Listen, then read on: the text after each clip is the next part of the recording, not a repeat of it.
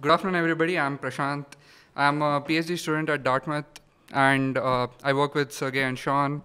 And this work was from my internship over the summer at SRI with Michael, Gabriella, and Ulf. Ulf is here today. Okay. So this work was funded by SRI International's independent R&D initiative. So this is the outline of my talk. I'm going to give you an introduction of the LangSec viewpoint and an overview of IoT protocols. And I'm going to discuss parsing errors and protocol state machines in IoT protocols. And then I'm going to go about describing our approach to tackling this problem and the results of our work. OK, so what's the real problem over here? So problem we are trying to deal with. So how do IoT protocols actually differentiate between good input and bad input, and how good do parser combinators actually perform in constrained devices that use these IoT protocols, and how can we actually build these parsers well? So yeah, so this is what LangSec is all about, I would say. Differentiating between a set of possible inputs and actually identifying the input that is expected by our system is what we are trying to deal with over here. So validating input is judging what effect the code, the input is supposed to have on the code.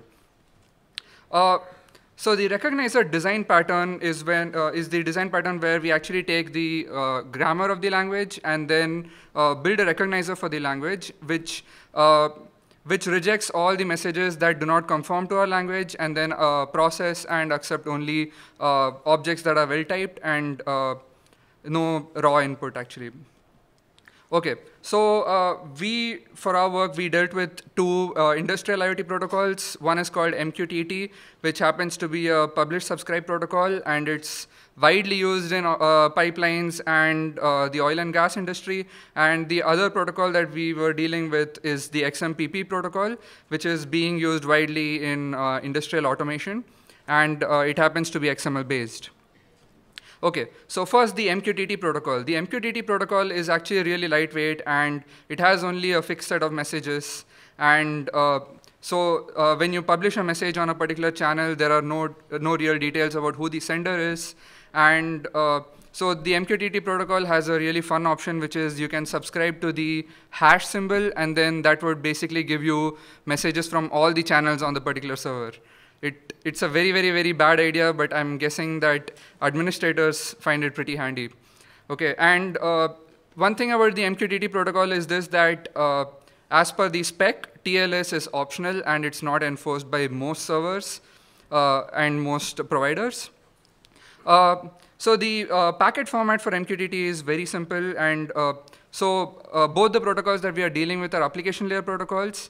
And so the MQTT protocol basically has a 1-byte header with a message type and quality of service, 2 bits for quality of service. And you can, so there's a remaining length field, which happens to be at most 4 bytes. And then there's the payload, which is not really fixed size. And so the protocol state machine for MQTT is, again, fairly simple because the number of messages are very limited. So the client sends a connect message, and then the server responds, and the connection is completed. And then the client keeps sending ping messages to the server to keep the connection awake. And then the client can also subscribe to a particular channel, and then the server will send an ACK. That's about it. It's a very simple and straightforward protocol. The second protocol that we were dealing with is the XMPP protocol. And as I said earlier, this happens to be XML-based, and almost all providers of XMPP now enforce TLS version 2. And most of the servers available right now do not really give an option to disable it. And there are other options like authentication, which is still optional.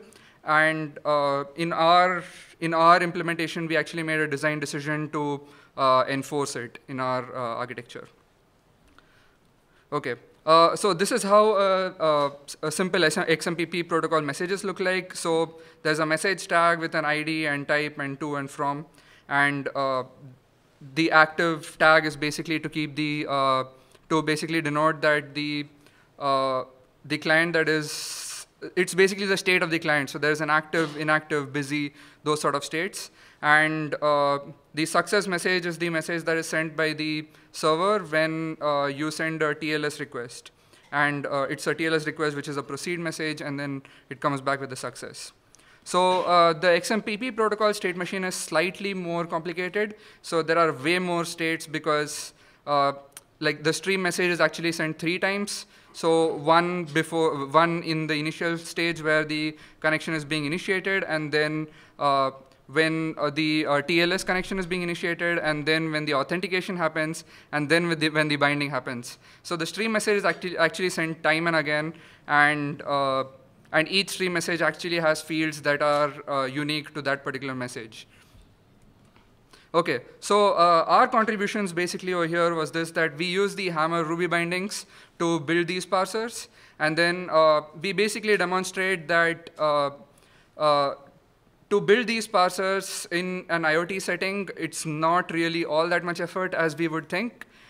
These parsers are not really that difficult to write, and in terms of human effort in the number of lines of code that it took, it was very, very, very minimal.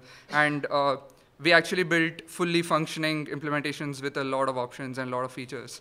And even then, it was not really all that much of an overhead in terms of CPU time, nor the lines of code that it took us. Okay, so parsing in the IoT is also a very serious problem, like everywhere else. And we studied the CVE lists for the 2 protocols that we are talking about. And we found that several of the popular implementations industrially available have been exploited by crafted packet bugs.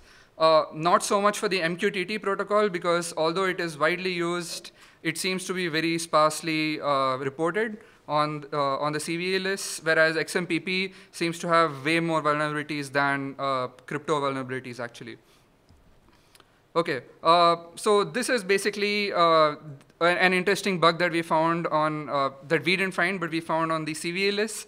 It was the IBM Insight MQTT bug, where in the authentication message, the MQTT client sends a particular crafted packet, and then the server is forced to restart.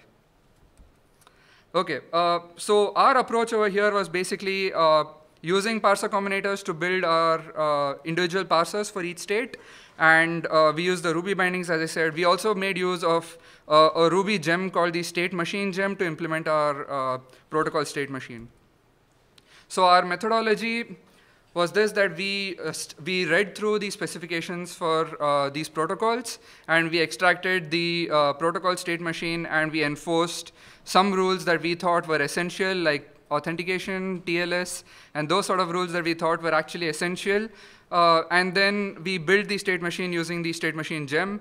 And then for each of the particular states, we defined a separate parser. So there is a separate parser for each of the states in the protocol state machine.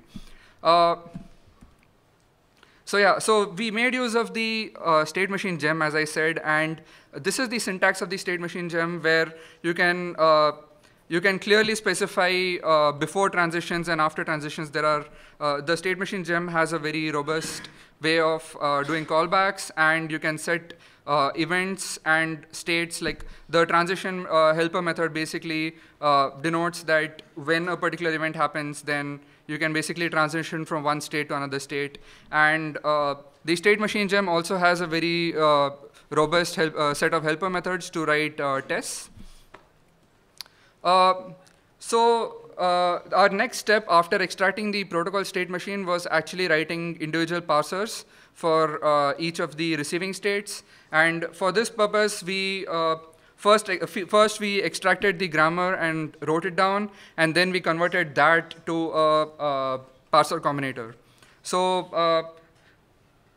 the best thing about Hammer is this, that when we actually started writing it, we realized that the code actually looks exactly like the grammar that we put down.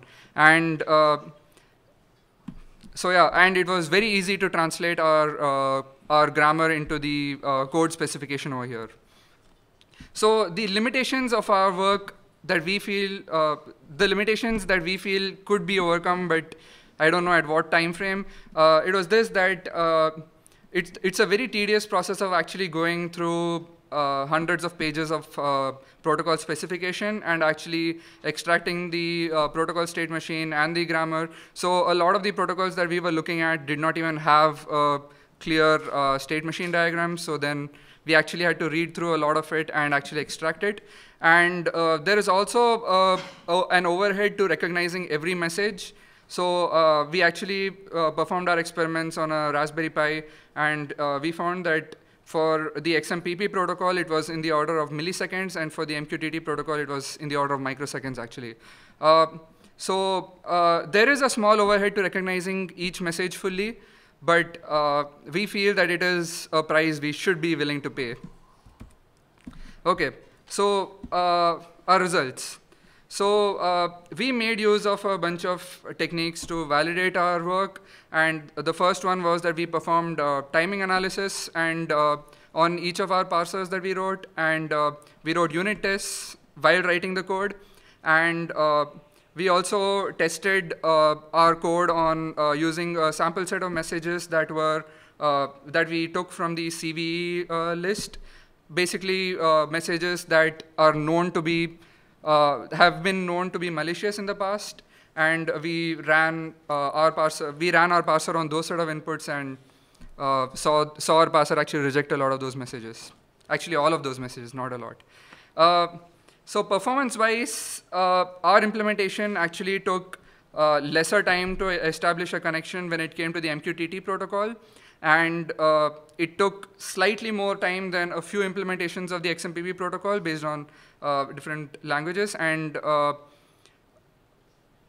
so yeah, we were using a Raspberry Pi to run our tests, and we used the Wine's XMPP server and the Mosquito MQTT server to perform our experiments. So our implementation actually had a bunch of receiving states, like the stream 1, proceed, stream 2, and so on.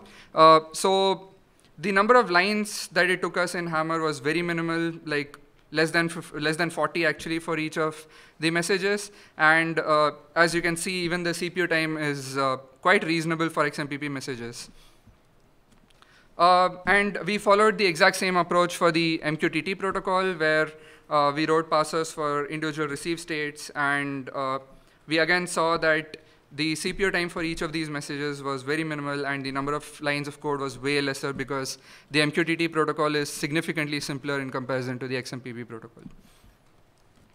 OK, as I mentioned earlier, we wrote unit tests for almost each of our parser, and we also wrote unit tests for the protocol state machine.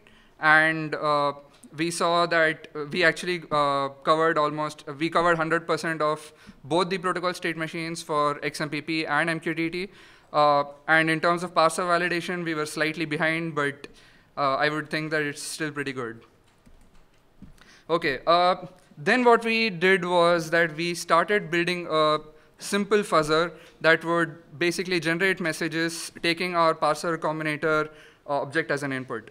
So since we did it in Ruby, it was a really interesting task for us. I think the developers of Hammer have done a really good job in storing the objects and not garbage collecting it. So our fuzzer basically takes the parser combinator object as an input and builds a parse tree from the parser combinator input, and it traverses the parse tree and generates all possible messages up to a certain depth.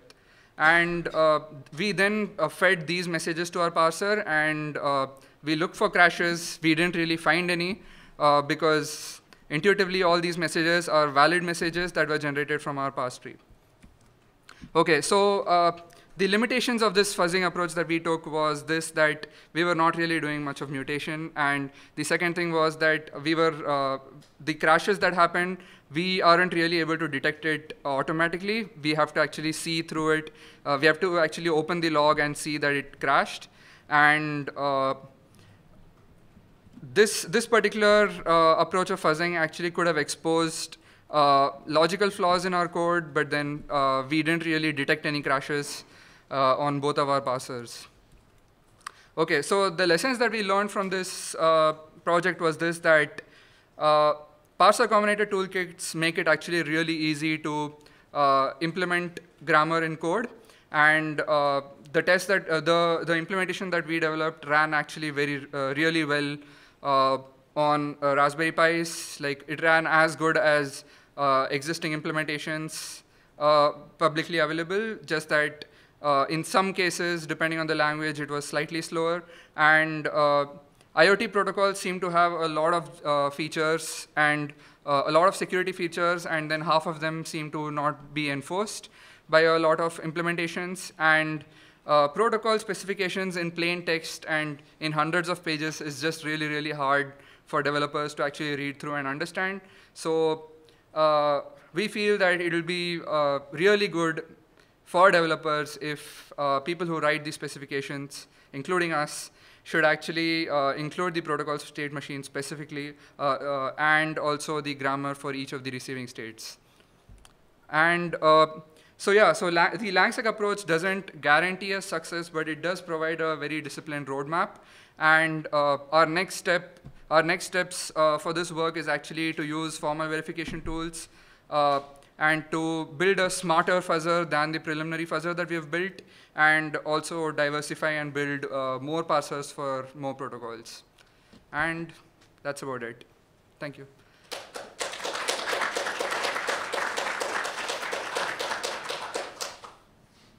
Let's take questions. Yes.